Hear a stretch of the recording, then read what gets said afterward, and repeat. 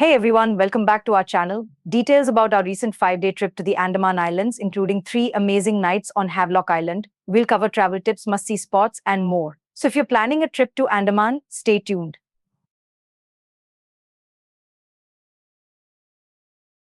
We arrived in Port Blair and were picked up by our pre-arranged driver.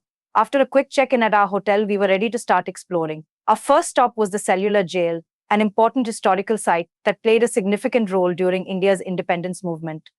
The jail is open for visitors during the day, and we had a chance to walk through the infamous cells. In the afternoon, we headed to Cabin's Cove Beach, which is a beautiful spot for a quick visit. It's not the largest beach in Andaman, but it's perfect for relaxing by the sea.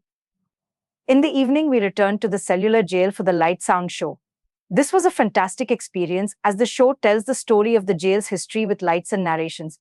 It's a must-see if you're in Port Blair. Here is a tip. We recommend booking your tickets early as the show gets quite popular, especially during peak tourist season. We started the day early with a ferry ride from Port Blair to Havelock Island, also known as Swaraj Dweep. The ferry takes around 2 hours and it's a beautiful ride, so make sure you get a seat by the window. We checked into hotel and had lunch. Later, we headed straight to Cellular Beach. It's a quiet, serene spot with black rocks lining the shore. Perfect for a peaceful walk or just soaking in the views. Later in the day, we visited Radhanagar Beach, one of the most famous beaches in Asia. The sunset here is spectacular, and we spent the evening just enjoying the stunning views. The beach is clean and the water is perfect for swimming. Here is a tip. If you're visiting Radhanagar Beach, try to arrive around 4 p.m. to get a good spot for sunset. It's one of the highlights of Havelock Island. On day 3 was all about adventure. We took a boat ride to Elephant Beach, which is known for its water sports and crystal clear waters. We tried snorkeling here, and it was an unforgettable experience. The coral reefs and marine life are stunning. And the snorkeling is included as part of the trip for the thrill seekers. You can also try other activities like jet skiing and sea walking. The beach itself is beautiful and ideal for spending a few hours here. Is a tip. Make sure to book your activities in advance, especially during the tourist season. And don't forget to bring sunscreen and an extra change of clothes. On day 4, we wrapped up our time on Havelock and took the ferry back to Port Blair.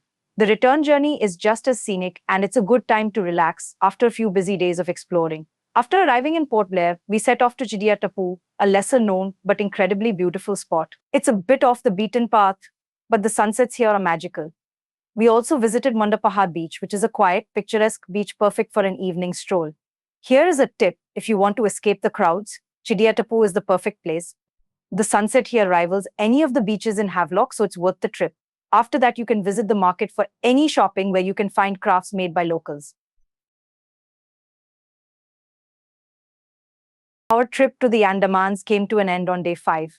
We had a final breakfast in Port Blair and then headed to the airport for our flight home. Finally, if you're planning a trip like this, make sure to give yourself enough time to enjoy both Port Blair and Havelock Island. Each place has its own charm, and you don't want to rush through either. Thank you for watching this video until now. This is our first long video. If you find it good, kindly like the video and share it with your friends and family. Upcoming slides includes additional information such as top hotels and agent information. We recommend you to book through Shape My Trip for a hassle-free service.